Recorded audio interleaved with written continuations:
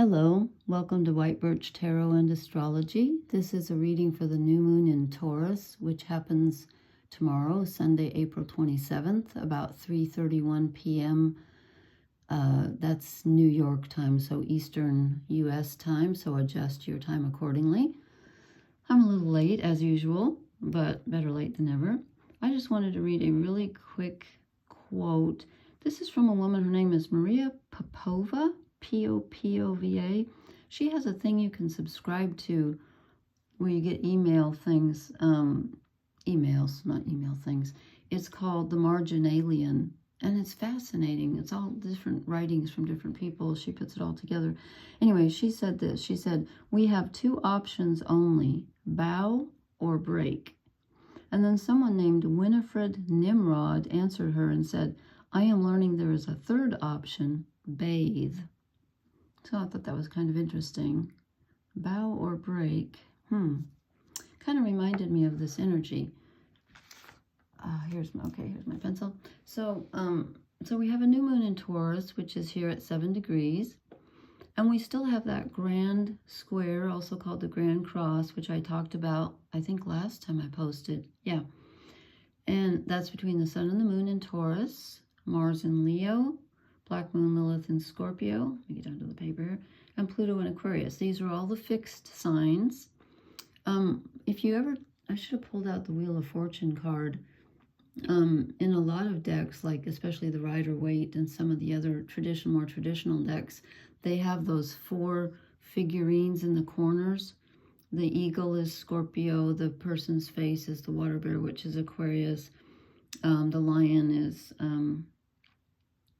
Leo up here, and the bull is Taurus. And I've always wondered why they put the fixed signs there. I'll have to look that up sometime. Anyway, that's neither here nor there. I need to stick to the subject because we have a lot going on. So we have this Grand Cross, which, if you watched me last time, I told you is like the most,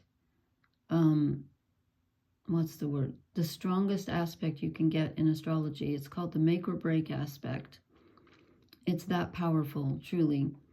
And with the new moon in Taurus, we have the ability to manifest something on a very physical level. It's very, Taurus is ruled by Venus. It's very grounded and stable, doesn't like change. None of the fixed signs really like change. But Taurus is the body and the senses. And the key, every sign has keywords, and I forget most of them, but I do remember the first few. And Taurus is I have. And so, as I said, it's ruled by Venus, who's over here in this, we'll talk about this, all these people over here, and not people, energies over here in Pisces. But it's about what do you have, meaning what do you possess, not just on a physical level, although that too, but what do you possess as far as self-value, being ruled by Venus, what do you love? What attributes do you have that you can rely on to help you get through life and to create? Taurus is about fertility. We're into springtime here in the Northern Hemisphere. And so this is a really good time to think about, what do I want to create? What do I want to keep? What do I want to let go of? We have to think about letting go because we have all of this energy over here in Pisces. We have North nodes, Saturn, Venus, all together here at the tail end of Pisces still, 25, 27, 28 degrees. And Neptune, the ruler, just moved to 0 degrees of Aries, which is actually the degree of, in the tarot, of the Fool energy. So the ruler of all this is like starting the cycle over, and these energies are still finishing. So Venus is, again, she rules our relationships, but she also rules Taurus, so she rules what we value. And she's here with Saturn, which forces her to really take a very reality-based look at what she values and who she values and who values her. And then with the North nodes thrown in, there's a nice little extra, energy about where do I want to go forward? This cycle's closing out. What do I want to take with me? how do I want to manifest my dreams, which is Pisces, into reality, which is Taurus. And then the square is a tense aspect. So this energy is like, okay, in the moment, what can I see? What can I feel? What can I taste? What makes me happy? What brings me pleasure? What brings my body pleasure? I want to be in the body. So you need to listen to your body.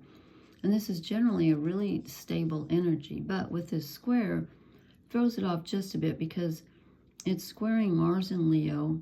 And Leo is the inner child, childhood, romance, creativity, and self-expression. And Mars is our desires and, you know, our actions. So we want to express ourselves at this time. But Mars is opposite Pluto. I talked about this last time, so you can check out my other video. I won't go too long about this. But Pluto in Aquarius is more about the collective and about transforming things. And that's kind of interesting since we have transformative energy in a fixed sign, but this is the collective consciousness. So it's about, you know, how do my desires fit in with the desires of the collective? And then how does that interact with my shadow self, Black Moon Lilith over here in Scorpio, you know, the subconscious, personal subconscious, where we've kind of hidden away the things that we didn't quite know what to do with, that weren't accepted. This new moon is facing off against Lilith. So even though the new moon is saying, you know what, you can create whatever you want, go for what makes you happy, that's true, but you have to incorporate the parts of yourself, or it would behoove you to incorporate the parts of yourself that you have neglected or have relegated to the shadows, because they're important. And at this time, they're wanting to be heard. They're part of the conversation. So this is very powerful here. And I kind of see this as like the personal will, the personal expression versus the expression of the collective, in a sense. It's almost like a power struggle between these two, because Pluto is very powerful, ruling our subconscious, the god of the underworld. And then Mars being, you know, the warrior. So there's a lot of tension here. But it's ultimately fruitful, because tension creates muscles. I mean, that's how you build your muscles, right? No tension, no muscles. That's how you grow. So this is very growth-inducing. But take it easy, because, you know, you don't want to burn yourself out. And then we have what's called a mini grand trine over here between Uranus in Taurus. Uranus is sudden, you know, realizations and mental energy, downloads from, you know, from your mind, higher mind, collective consciousness, which rules Aquarius, is in a good aspect, trining Pluto here. And then they're both sextiling this group in Pisces. So we have a lot of really, it's heavy, but it's powerful energy on our side to close things out in Pisces and get ready to move into Aries, where, as I said, Neptune's in the 0 degrees, with zero's the Fool. So, you know, you got to close things out before you can start new. So we kind of have 1 foot in the new and 1 foot in the old right now. Yeah, so let's see, is there anything else I want to say?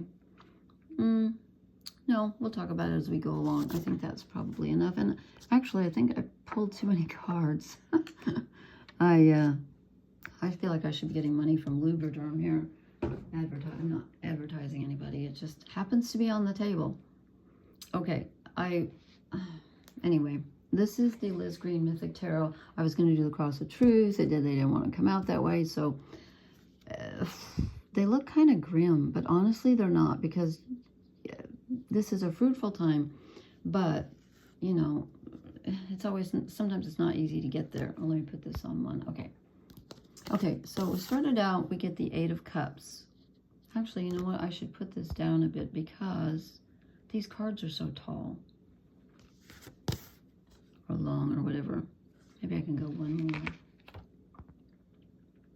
Let's try 8. Okay. We have the 8 of Cups, speaking of 8s. This is the Pisces energy, the end of Pisces. This is walking away from what no longer serves us. Something's over. Something's closed out, probably on a very karmic level. Could be relationships, could be very emotional. Pisces is a water sign, so it is emotional. It's unconditional love, but it's about walking away from something. You might not want to, but you need to think about what you need to leave behind, because if you drag it with you, it's just going to weigh you down. And then we get the Nine of Swords. This seems to be coming up a lot lately. There's a lot of worry. And again, I feel like there's this power struggle between Mars in Leo and Pluto in Aquarius, between the personal and the collective. But it doesn't have to be that way. Because if you center into your body with this new moon in Taurus and ask yourself, what do I truly value? And then head for that. And with Mars in Leo, it's all about connecting with the heart. That will serve you well. And, you know, you can download these charts where they have all the list of like all the values. There are hundreds of them, and you can mark them, and then it helps you decide what's important to you. But you probably already know. But anyway, you could be all up in your head right now. There's a lot of different voices going on, pulling you in different directions. And so your fears can be aggravated at this time, because it's kind of scary to get to the end of a cycle and have to start something new. Because there's an element of, I always think of like Pluto as being fate and Mars as being free will. And ultimately they're the same thing, just like the wave and the particle are different expressions of the same energy. But they can feel, you can feel torn sometimes between the personal and the something larger than you. But don't be scared of fate, because it's on your side. Anyway, then we get the King of Pentacles, and I was thinking feminine energy because of, you know, Venus ruling. The moon is feminine. Venus rules Taurus. Taurus is a feminine sign. Venus is feminine. But we get the King of Pentacles. But this is just ultimately about being in control, not only of your body and your senses, but being in control of what you own. You know, he's got a castle, he's got money, he's got land. Be careful. Taurians are very careful. And when I say that, I mean being risk averse, yes, but also I mean being conscientious about what you do have. Because the sign opposite Pisces is Virgo, and the keywords for Virgo are conscientiousness and, you know, taking care. So be very careful with what you have and value what you have on a physical level, including your body. The more grounded you can stay during this new moon, the better, because it is challenging. And then we get the Hanged Man. So this is Pisces energy. This is Neptunian energy, where you feel like you're being sacrificed. Here comes, this is Prometheus. Here comes the eagle to peck out his liver every day.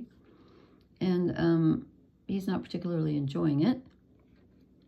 But it's also about surrendering, but in a good way, not giving up, but just letting yourself breathe into the energy and seeing things from a new perspective, because he's upside down. There's a very Christ-like element, I think, in this deck with this. Well, the Hanged Man always kind of is, but it's about letting the cycle end and not resisting it. And that does give you a new perspective. There's no need to struggle. There's no need to be up in your head worrying, because you know what? You know, fate has this. It's okay. I just noticed she has a bat wing. I don't think I've ever noticed that before. That's kind of cool. Snaky hair and bat wings. There's a poem for you. So, you know, just kind of just lean into this energy. It's very watery with this Pisces, all these energies in Pisces, even though Taurus is an earth sign. We have that going for us. So the more grounded you can be, the better. Okay, then we get the Nine of Wands. And this is the last card before the 10, which is completion. So we're almost, all those planets or energies are almost to the end of Pisces.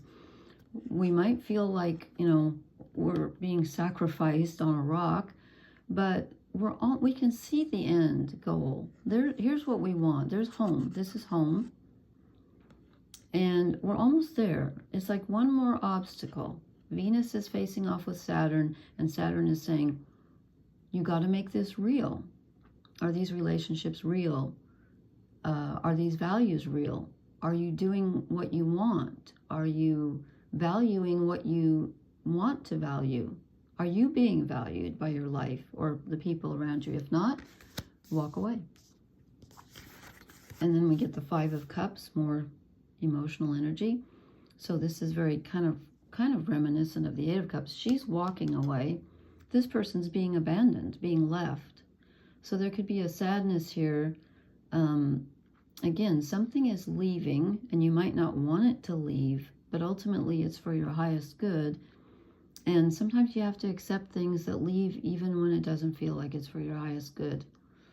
And if you listen to the poem that I posted tonight, I have changed a word at the end because I realized it was just a little too grim at the end. So I changed the last sentence, or last couple sentences. Anyway, didn't change the meaning. It just, I think the tone's a bit better. So there could be some sadness, and this is about regrets, like things from the past. Why didn't I do that? Why did I do this? But if you look, there's one cup left standing. That's the one we need to focus on. This is the growth energy of Taurus. Those are spilled, so you've got to let them go. And then we get another five. Fives are disruptors. We get the Five of Wands. So this is the Mars opposite Pluto energy. You could feel like you're not only fighting with everyone around you, but you're fighting your own desires, your own voice in your head, whatever. There is a lot of contentious energy going on right now. And, a dragon is a dragon is a dragon. What's her face said that? I always forget her name. Gertrude Stein. What'd she say? A rose is a rose is a rose. I'm not sure I've ever quite understood that. But anyway, so there could be a feeling of, with Mars opposite Pluto, there is a feeling of tension and fighting.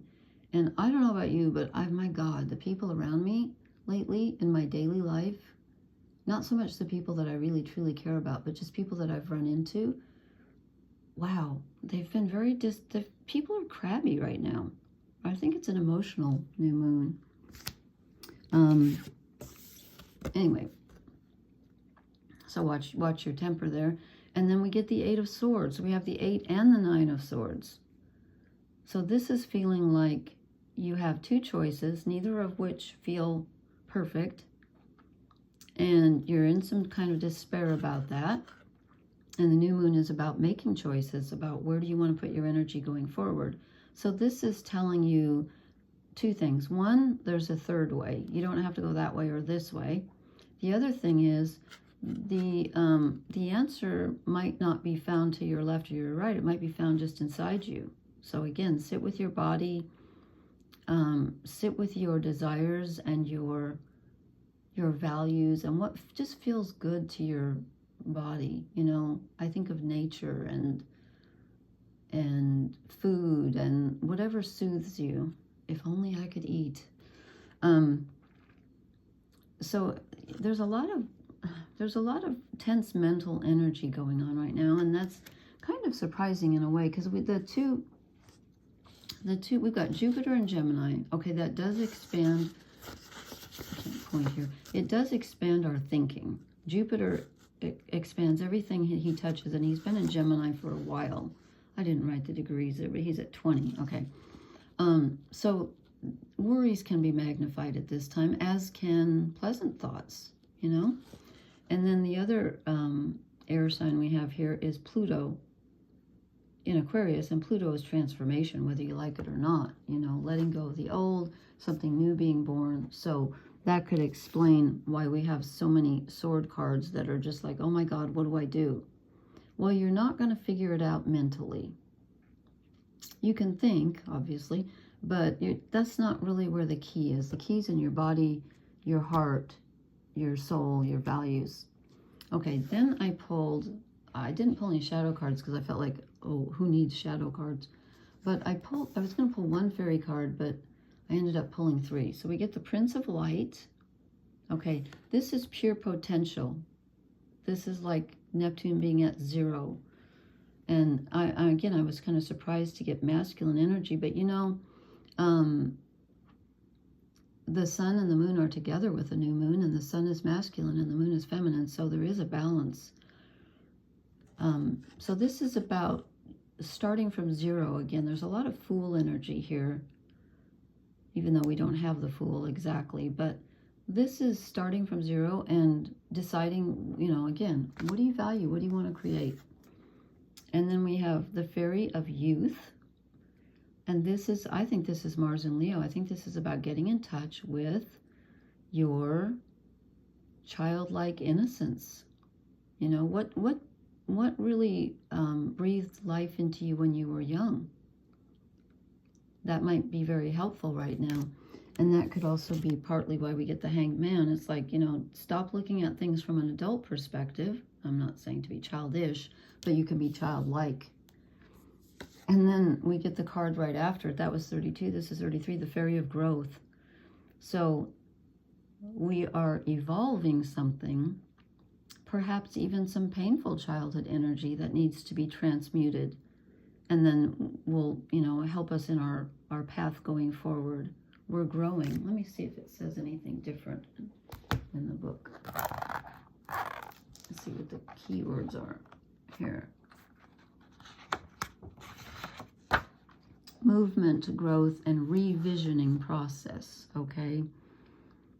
To stay in one mindset or one mode of being is to stagnate. If you move through life with an awareness of everything around you, you will grow. You won't be able to help it. Take the time to think about how your life is changing and how you can direct that change for the good. If your life seems to be stagnant, then this card is especially helpful for you. She's just about to take flight and discover a new adventure. Okay, spread your wings and grow. Yeah. Well, we're being asked to do that. And in a sense, with all those planets at the end of Pisces, we're almost being forced to. I hate to use that word, but Pluto is kind of out of our control here. And then I drew 2 oracle cards because I haven't drawn any for a while, and I get the fates. Yes. This is a very fated time with all that energy in Pisces, which doesn't mean you don't have free will.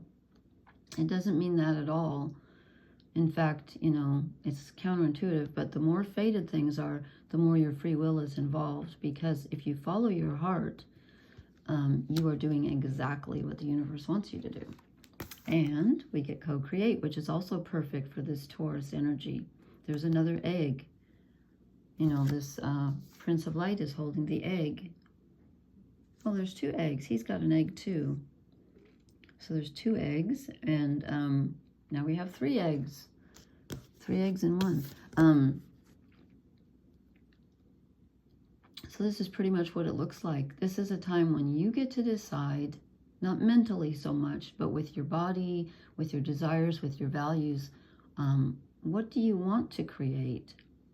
And make sure that you include your values and your loved ones in these decisions, because this is not about sort of taking off alone, although we are always alone, but it's about, you know, Venus is our relationships and our loved ones too. So could be loved ones, family, whatever. One of these days we'll get I need to do a romance reading, but this energy is not particularly romantic, although Taurus is extremely sensual, one of the most sensual of the signs because it rules the senses. So there's that. Okay, please leave me a comment. Let me know how this resonates and how this energy is treating you. And please hit the like, share, and subscribe buttons. And I will talk to you later. Thank you so much for listening. Blessings. Good night.